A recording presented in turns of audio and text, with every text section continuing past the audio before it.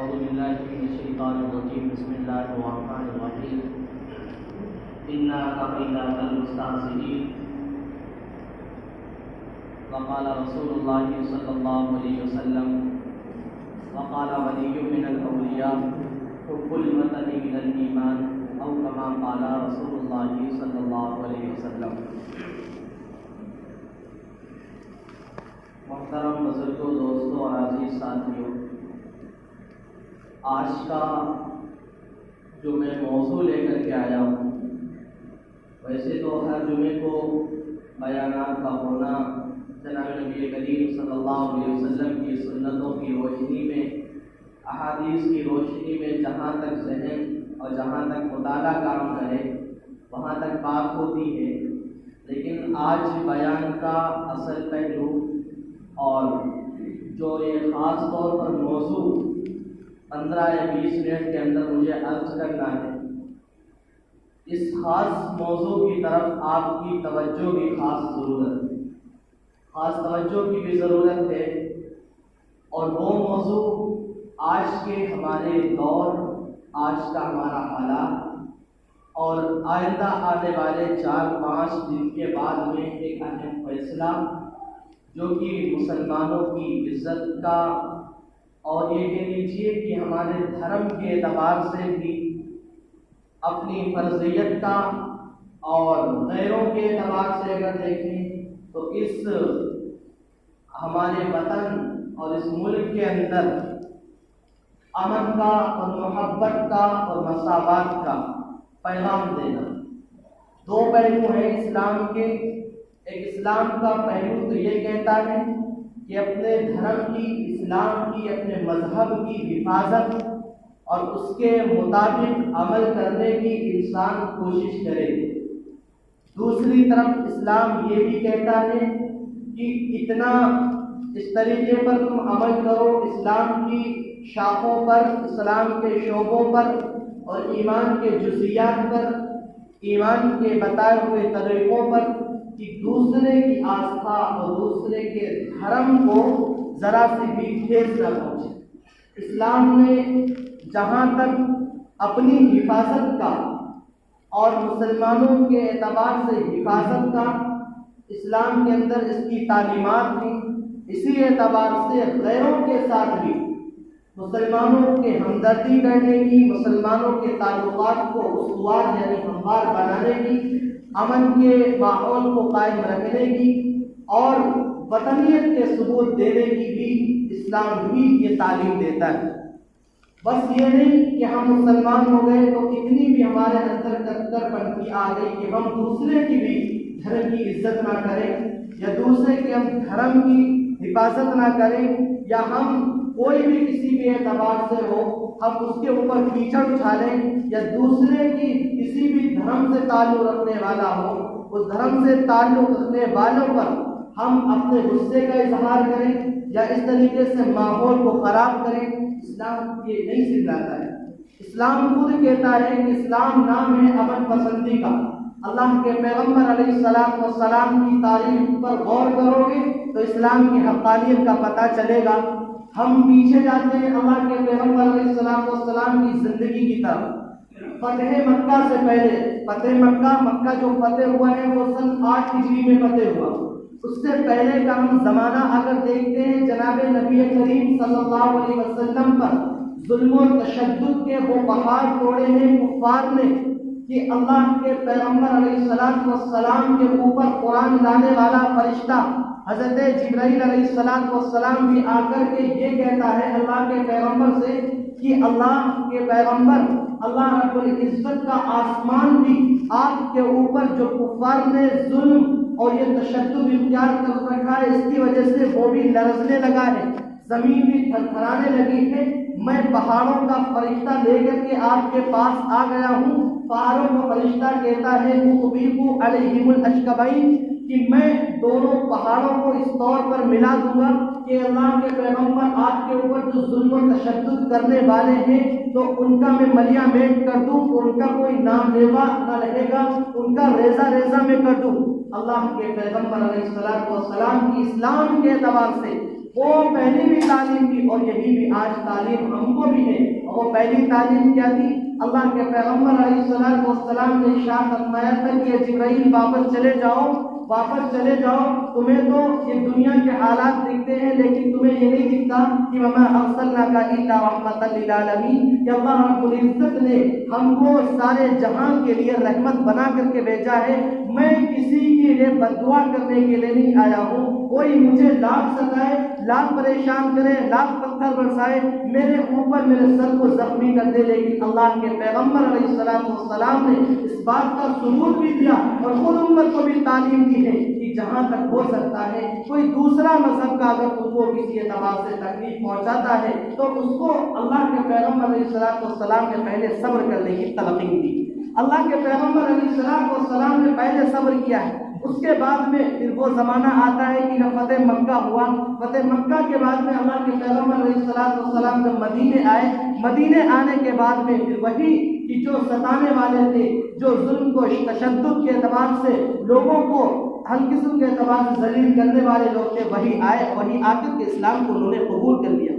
تو اسلام یہ حقانیت بتاتا ہے کہ اگر ہمارے تھوڑا سا جھکنے کے بعد میں معاملہ ہموار ہو جاتا ہے، معاملہ سوار ہو جاتا ہے، معاملہ بنتا ہے تو اس کو بنا لیا جائے۔ اسلام یہی ہم کو شہادت دیتا ہے۔ اللہ کے پیغمبر علیہ السلام کے سامنے منافقین بھی تھے، اللہ کے پیغمبر علیہ السلام کو منافق ہونا سب کا پتہ تھا کہ کون شخص منافق ہے، کون شخص کافر ہے۔ اللہ کے پیغمبر علیہ السلام کے سامنے یہودی بھی تھے، لیکن کبھی بھی کوئی بھی کسی بھی دھرم کا ماننے والا تھا، کسی بھی مذہب کو فالو کرنے والا تھا، اللہ کے پیغمبر علیہ السلام نے کبھی بھی کسی کے مذہب کی جو آستھا تھی اس کو کبھی بھی ٹھیس نہیں پہنچائی، اور یہی امت کو بھی یہی تعلیم دی ہے۔ کیونکہ اسلام کیسے پھیلے گا؟ اسلام تشدد پرست نہیں ہے، اور اسلام جو ہے سختی کے ساتھ نہیں، اسلام نرم ہے اور اسلام امن کو چاہتا ہے، اسلام امن پسندی ہے۔ اسی وجہ سے میں نے آیت کریمہ پڑھی، انا کفیناک المستہزئین، ایسے حالات کے اندر جیسے کہ آج ہمارے سامنے حالات آ گئے، کسی بھی اعتبار کی آپ اپنے اندر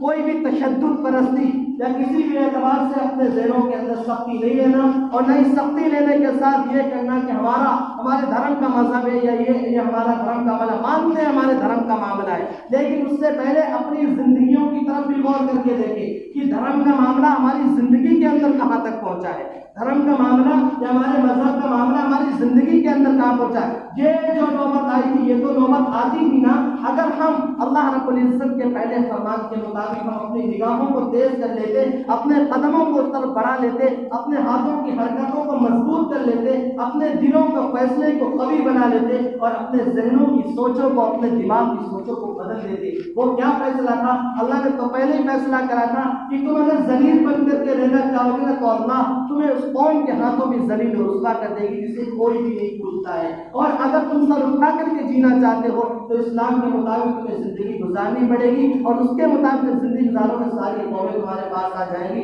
ساری نیچے آ جائیں گی۔ بہرحال ہمیں کرنا کیا ہے؟ بس 2-4 منٹ میں یہ بات عرض کرنا ہے۔ کل نور پور جو میٹنگ ہوئی تھی، حضرت علماء جو جمعیت کی میٹنگ، ایک بات آپ کو اور بتلا دوں کہ یہ ایک جمعیت ہماری ہی ایک ایسی جماعت ہے کہ جو مسلمانوں کے دین کے اعتبار سے بھی تحفظ کا کام کرتی ہے، دنیا کے اعتبار سے بھی تحفظ کا کام کرتی ہے، دینی روش کو بھی قائم کرتی ہے، دنیا کے اعتبار سے بھی اختلافات کو حل کر کے تم کو اپنے اعتبار سے جینے کا حق دیتی ہے۔ ورنہ اس وقت میں کوئی ایک ایسی جماعت نہیں ہے جو مسلمانوں کے لیے دین کی بھی حفاظت کی ذمہ دار ہو، دنیا کی بھی حفاظت کی ذمہ دار ہو۔ وہاں کل نور پور کے اندر جو میٹنگ ہوئی وہاں پر بھی علماء کرام کو جو اطراف کے تھے سب کو بلایا گیا، جانا وہاں پر بھی ہوا تھا، اور کل بعد نماز مغرب ایک وہاں گرد میں دی تھی، وہاں بھی جانا ہوا۔ تو اس میں بس یہی تھا کہ اسلام کس چیز کو چاہتا ہے۔ اسلام یہ نہیں کہ تشدد پرستی، یہ تو ہم نے معاملہ جو ہے اب ہم نے جو حکومت کے سپرد کر دیا ہے، اور حکومت جیسا ہم کو فیصلہ دے گی ہم ماننے کے لیے تیار ہیں۔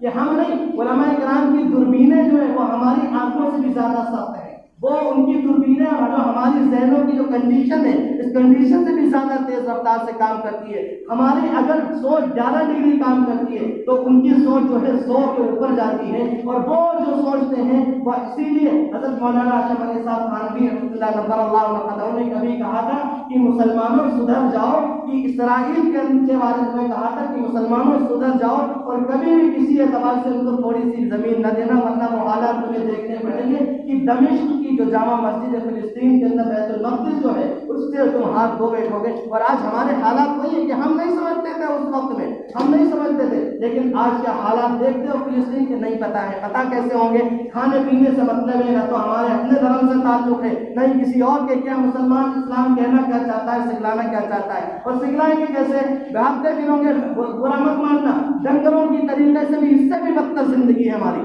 اس سے بھی بدتر زندگی اس حالات کے اندر بھی۔ حضرت مولانا فرما رہے تھے سید ارشد رشیدی صاحب، اس وقت کے اندر بھی، اس دور میں بھی، اگر تم نے اللہ کے سامنے اپنی پیشانی کو، اپنی جبی کو سامنے نہ ڈالا تو وہ حالات دور نہیں ہے جیسے غیروں کے حالات ہوئے ہیں، اس سے پہلے کے حالات میں۔ اس وقت میں ضرورت ہے کہیں نہیں جانے کی، کسی بھی اعتبار سے کہیں نہیں جانے، صرف اللہ کے سامنے جھکنے کی ضرورت ہے۔ نہیں سمجھ میں آتا، سمجھ میں جب آئے گا جب ایمان سے ہاتھ دھو بیٹھو گے، مرتد ہو جاؤ گے، ایمان سے ہاتھ دھونے بیٹھنے کے بعد میں تمہاری زندگی یہاں پہ بھی خسارے میں ہوگی اور وہاں پہ بھی خسارے میں ہوگی۔ نہیں سمجھ میں آ رہا ہے؟ اللہ کے پیغمبر علیہ السلام کی ہدایت تھی، کوئی بھی ہو سب سے پہلے اسلام جو ہے غیروں کا خیال رکھنے کے بعد میں اپنی تعلیم کو دیتا ہے، اپنی تعلیم بعد میں دیتا ہے، پہلے غیروں کا خیال اسلام نے رکھا ہے۔ اور اسلام جو صحیح حقیقت میں ماننے والے کبھی بھی کسی اعتبار سے غیروں کو نہ تو گالیاں دیں یا نہ کسی اعتبار سے غلط پوسٹ کریں، نہ اپنے انسٹاگرام، فیس بک یا واٹس ایپ کے ذریعے سے کوئی غلط مسئلہ ان کو بتلا دے، تاکہ یہ ایک انتشار کا جو ماحول ہوتا ہے۔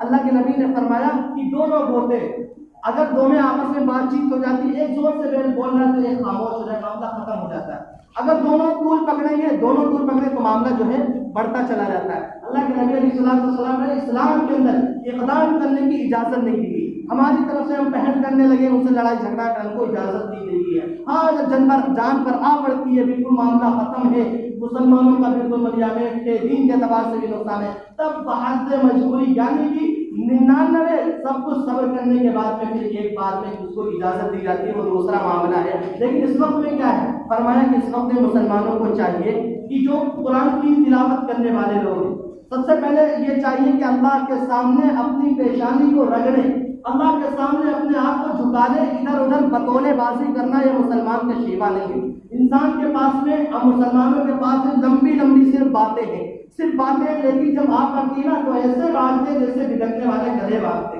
یہ صرف بتولے بازی کرنا بند کر دیں۔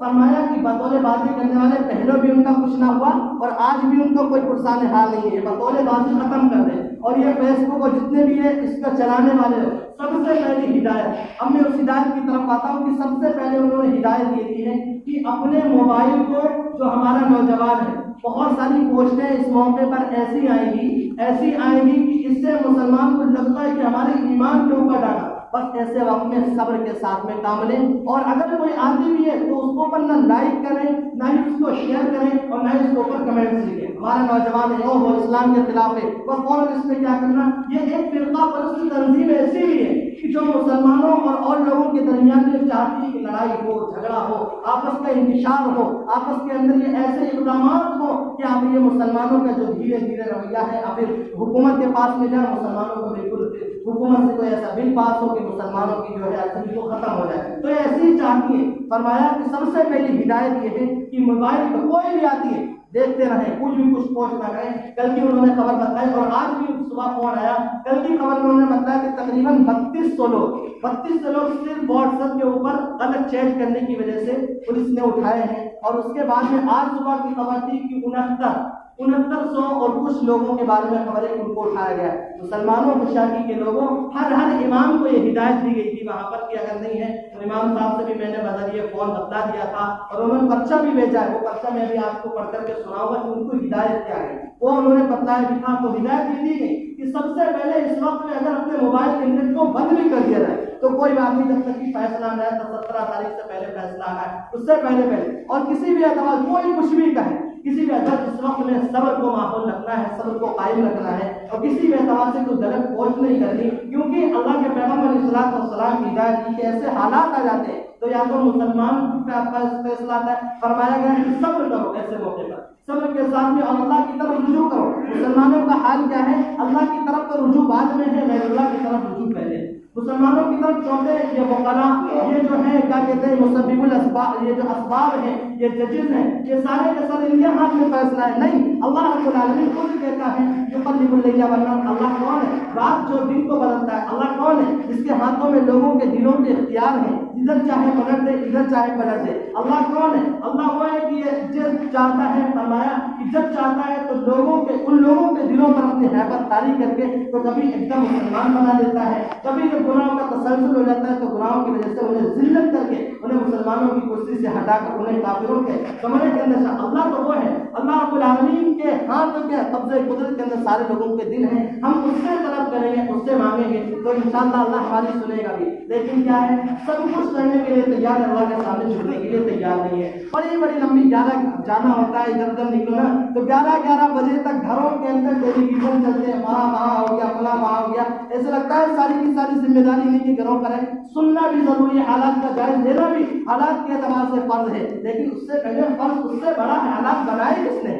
حالات آئے کی وجہ سے. حالات کا جو انسان کو موڑنا ہے وہ کس کے قبضے کے اندر ہے؟ وہ تو ہم کبھی سوچتے نہیں ہیں. جو سوچتے ہیں کہ اللہ کی نعمت ہے اس کو کھا لو. اللہ کی نعمت کو پیدا کرنے والا کون ہے؟ ہم تھوڑا سا غور کریں گے. اللہ رب العالمین نے زمین کس لیے بنائی جس کے اندر ہم کھاتے پیتے ہیں؟ اللہ کا احسان فراموش ہے ہم، اس کی وجہ سے ہمارے سامنے حالات آتے ہیں. فرمایا کہ ایک چھوٹا سا وظیفہ انہوں نے فرمایا کہ انا کفیناک المستہزئین. ہر چھوٹا بڑا یہ بچہ ہے، اس کو وظیفہ اپنی زبان پر رکھ لے اور اس کو گھروں کے اندر بھی ہدایت دے. فرمایا کہ جو لوگ قرآن کریم کی تلاوت کرنے والے لوگ ہیں، پڑھے لکھے لوگ ہیں، قرآن کریم پڑھتے ہیں تو انہیں سب سے پہلے چاہیے کہ صبح اٹھنے کے بعد جو تلاوت کا جن کا معمول ہے گھروں پر بھی ہدایت دے. کہ سورہ نوح کی 29ویں پارے کے اندر ہے، 29ویں پارے بالکل آدھے کے اوپر انا ارسلنا نوحا الی قومہ، آدھے پارے کے پاس بالکل سورہ نوح ہے. ایک سورت ہے، تقریباً 2 یا 1.5 صفحے کی، 2.5 صفحے کی ہے. تو اس کی تلاوت کو معمول بنا لے اور اس کے بعد میں اللہ سے دعا کریں، اللہ سے دعا کریں. فرمایا پھر اس کے بعد میں کہ انا کفیناک المستہزئین.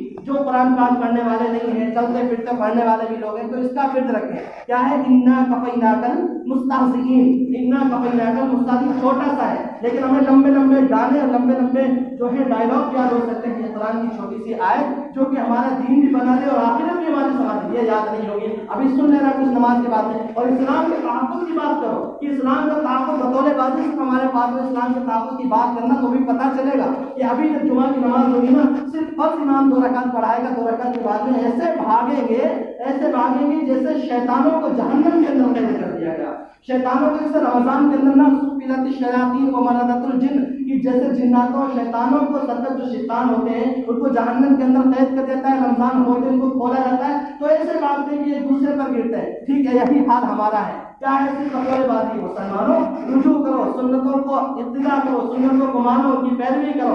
آج نہیں تم سو دے کل پھر وہ اللہ رب العالمین خود کہتا ہے ان اللہ لا یغیر ما بقوم حتی یغیروا ما بانفسہم. اللہ ایسی قوم کی حالت کو نہیں بدلتا ہے جب تک وہ خود اپنی حالت کو نہ بدلے. ہم بدلو گے نہیں، تم کہو گے یہ لڑ رہے کرتے رہے. اللہ تو وہ ہے اجتماعی اعتبار سے بھی عذاب نازل کر سکتا ہے اور صرف ایک اعتبار جو یہ کہتا ہے وہ نپٹ لیں گے، وہ لڑتے رہیں گے. ہر ایک مسلمان کی ذمہ داری ہے. مسلمان کا اوپر جو اسلام نافذ ہونے والا ایمان سب کو برابر درجے کا حکم دیتا ہے. اسلام سب کے اوپر برابر اعتبار سے. تو سب سے پہلے کس چیز کا تعریف کریں؟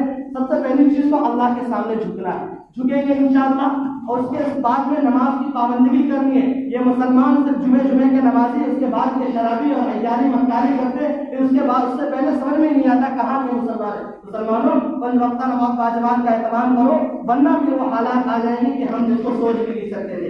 انا کفیناک المستہزئین، چھوٹی سی دعا، چھوٹا سا ورد، دین کے اعتبار سے بھی کامیابی، دنیا کے اعتبار سے بھی ہماری حفاظت کا واسطہ اللہ لے لے گا. انا کفیناک المستہزئین. دوسری چیز کیا ہے؟ جو قرآن کریم کی تلاوت کرنے والے لوگ ہیں وہ سورہ نوح کی تلاوت کریں. انا ارسلنا نوحا. اس کے بعد میں اللہ رب العزت سے وہاں کے خوشگوار اسلام کے تحفظ، دین کی بقا، مسلمانوں کے تحفظ کے لیے دعا کریں. اور تیسری چیز فرمائی کسی کو نہیں آئے تو کم از کم سورہ وہ کیا کہتے ہیں لا الہ الا انت سبحانک انی کنت من الظالمین.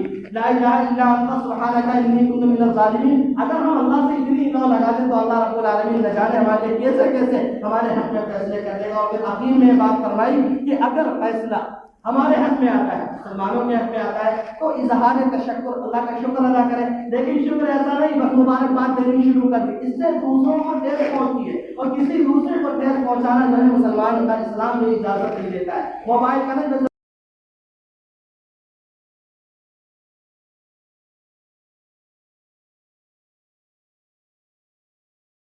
تسلیم کی بات کرنے کے لیے، آقا کی سیرت بیان کرنے کے لیے، قرآن کریم کے احکام اور اس سے اخذ کر